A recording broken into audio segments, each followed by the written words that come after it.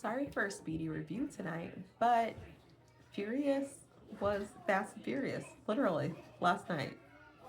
So we left off with the showdown between Marshall, Alice, and Catherine ended up shooting Marshall. And now Alice is in the hospital and she's being treated for injuries from her altercation with Marshall and with Catherine.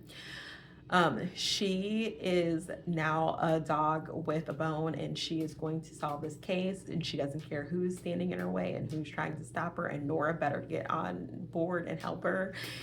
Nora's struggling because her professional career is ruined. Ed has made sure of that.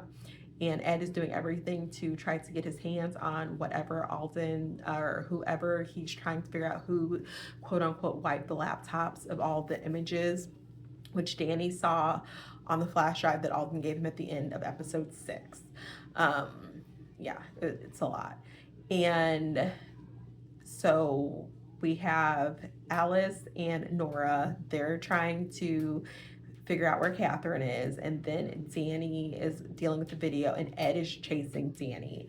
Marshall is definitely going to face some consequences, but of course his brothers in blue were trying to defend him and act like Alice is just the problem. But again, we know how that goes, the boys club. So Nora and Alice track Elena Isabel, who's the murder victim. We track her daughter, who is the baby that was surrendered to the facility, with her pimp. And they decide to make an arrest because, I mean, they're committing a crime. They might as well kill two birds with one stone. And Alice confronts Isabel and not Isabel, I'm sorry, Elena, and tells her to call Catherine, because when Catherine and Alice were talking in the shelter, Catherine was talking about how she tried to take care of Elena, but she couldn't. I mean, she has very limited resources. Well, then come to find out, Catherine's actually in the bathroom of the motel. And Alice confronts Catherine and she, quote unquote, tells her, if you were going to go to Jay Easton's house and get the black SUV that's parked in the lot and head that way, I would have to come and get you. So ultimately that's what happens. And then while that scene simultaneously is happening, Ed is confronting Danny and telling him, I'll give you whatever you want if you give me the video back. And Danny politely tells Ed where to stick it, and he begins to assault him but changes his mind.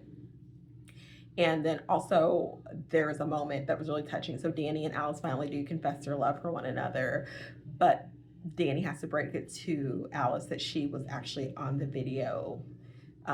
There's a video with her being assaulted as well when he went through the flash drive. He said he immediately closed it once he realized it was her, but he just had to tell her. He couldn't keep it to himself. He needed to get it off his chest. If he loves her, he needs her to know this. It's very sad. It's very touching. Yeah, it was really sad. So Jason is up to his old tricks. He is disgusting, and his daughter, who pretended like she knew nothing about what was going on, is completely in on it with her father. And they have a girl in the basement that he is getting ready to assault, and the daughter just goes about her day like it's normal. Like it's okay, it's totally fine. And then when the girl leaves, you can see the bruises on her wrist that she had obviously been restrained, and they just send her on her way. And then Ed calls and lets them know that they are busted and that Cheney's scared of whatever materials that he has, because the FBI is on their way to his house.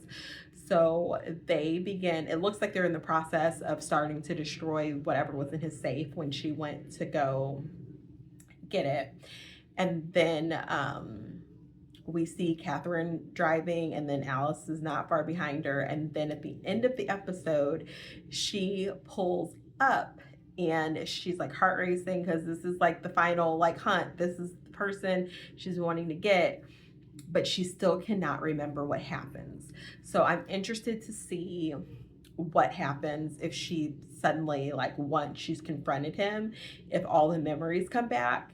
And then I'm also interested, sidebar, Alice and her sister kind of have a showdown. So her sister tries to bring her pears when she's recovering from her injuries. And they end up having a disagreement because her sister just doesn't get why she is the way she is. And Alice has to explain to her, well, I got pregnant at 14 and I got kicked out of the house. Life has not been easy for me. So to expect me to act like Little Miss Sunshine, how dare you? Which I totally can sympathize with that. And so definitely I think their relationship is going to be on a hiatus, but she's getting married, so I'm wondering like how that comes to play. If it's going to pull at her heartstrings a little bit. I'm also hoping that they don't leave us on a complete cliffhanger. I need to know at least what some of what's happening. And I also am still in the school of thought that Catherine might be Alice's daughter. I need confirmation on that. If I could get those two things, I would be happy with the end of this season. So sorry it's a speedy one, but the episode flew by fast. I couldn't believe how fast it went by. So tell me what you think as far as my theory on Catherine being Alice's daughter. And yeah, so you guys have a good night. Bye.